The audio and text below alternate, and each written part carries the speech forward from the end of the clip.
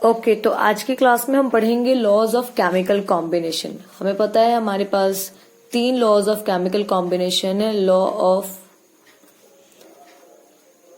Conservation of mass, first law.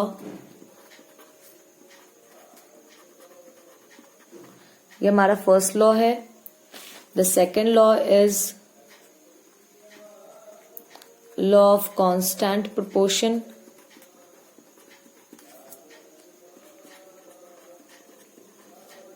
और मैं इनमें से 2 को डिटेल करूंगी क्योंकि एक्चुअली 9th क्लास में हमने 2 ही लॉ पढ़ना है। थर्ड लॉ जो है हमको सीनियर क्लास में पढ़ना है, that is law of multiple proportion.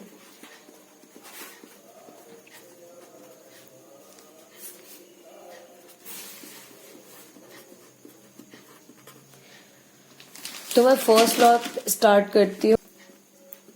First law, the law of conservation of mass, my bad, conservation,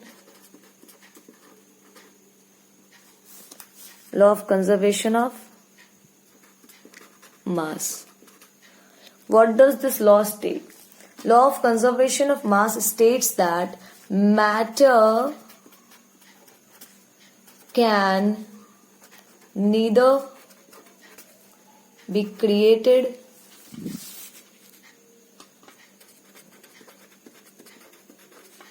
nor be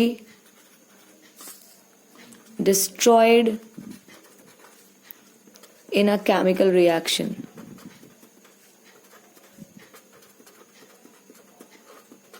कह रहा है केमिकल रिएक्शन में ना तो मैटर क्रिएट होता है ना तो मैटर डिस्ट्रॉय होता है। बहुत ही इजी एंड सिंपल में कि जो भी आप केमिकल रिएक्शन करवाओगे उसमें जो प्रोडक्ट का जो मास आएगा,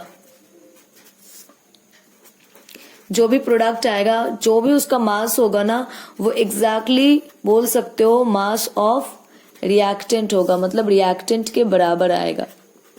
इट मीन्स जब आप केमिकल रिएक्शन करवा रहे हो तो ना तो प्रोडक्ट का मास बढ़ेगा ना तो प्रोडक्ट का मास घटेगा, वो उतना ही होगा प्रोडक्ट का मास जितना कि रिएक्टेंट का मास होगा। अगर मैं एक एग्जांपल लेकर दिखाऊं तो हम एक एग्जांपल लेते हैं कैल्शियम कार्बोनेट का।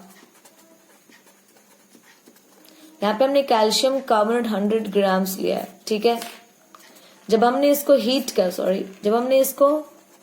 हीट किया तो यहां पर फॉर्म होता है कैल्शियम ऑक्साइड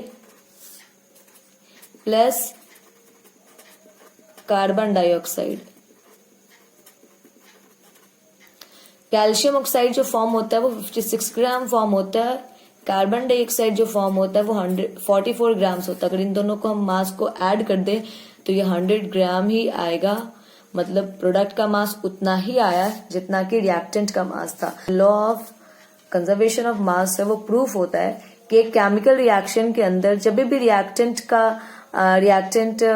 रिएक्ट करेंगे, ठीक है, तो उसका ना मास घटेगा ना मास बढ़ेगा, प्रोडक्ट का मास उतना ही होगा जितना कि रिएक्टेंट का मास होगा। अगर एक और एग्जांपल मैं आपको दिखाऊं तो हम देखते हैं कि बैरियम क्लोराइड और इन दोनों को अगर हम ऐड कर दे तो कितना आता है। अगर हम इन दोनों को ऐड कर दे तो आता है 35.0 ग्राम, और ये जो मास है एग्जैक्टली इसके इक्वल है, क्योंकि अगर हम इन दोनों को ऐड करेंगे तो भी आएगा 35.0 ग्राम। तो प्रोडक्ट का मास उतना ही है जितना रिएक्टेंट का मास है। मतलब हम जब इनको रिएक्ट कराया हमने तो ना ही तो मास घटा ना ही मास बढ़ा, मास यहाँ पे कंजर्व हुआ, और ये था हमारा law of conservation of mass. I hope you got it. अब मैं सेकेंड लॉ आपको बताती हूँ, that is law of constant proportion. Okay, second law is law of constant proportion, ठीक है। ये लॉ क्या स्टेट करता है? ये लॉ स्टेट करता है कि एक chemical compound, Law of constant proportion, it states that a chemical compound always consists of the same elements combine together in the same proportion by mass.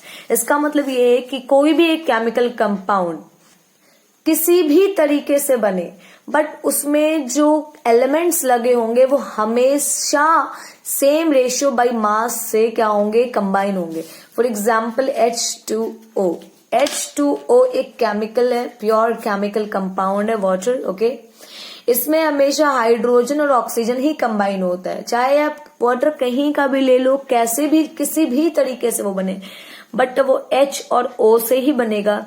और इसमें हाइड्रोजन और ऑक्सीजन जिस रेशियो में combine हुए हैं बाय मास, का अगर mass ratio अगर हम इनका देखें हाइड्रोजन ऑक्सीजन का, तो वो हमेशा H रेशियो O जो होगा वो हमेशा क्या होगा, 1:8 होगा, ओके। इसका मतलब 1:8 होगा। इसका मतलब ये है कि कभी भी जब हाइड्रोजन और ऑक्सीजन जुड़ते हैं, उनका जो मास रेशियो होता है वो हमेशा 1:8 होता है। एक और एग्जांपल दे रही हूँ CO का, कॉपर ऑक्साइड का। इसमें इस कंपाउंड में कॉपर और ऑक्साइड दोनों एक दूसरे से कंबाइन हो रहे हैं, और इनकी अगर मास रेशियो देखे वो हमेशा ही फिक्स्ड होगी, ओके।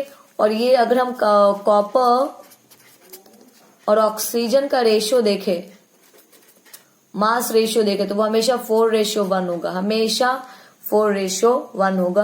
और ये यहाँ से ये चीज प्रूव होती है कि कभी भी केमिकल कंपाउंड जो होता है किस भी मीन से बने, बट इनका जो मास रेशियो होगा वो हमेशा ही फिक्स्ड होगा। That is law of constant proportion.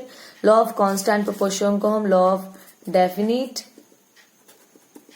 Proportion भी बोलते हैं या फिक्स्ड भी बोलते हैं। I hope you got it. और अगर कोई भी कंफ्यूजन बाकी रहा हो तो you can ask me, okay. Have a good day.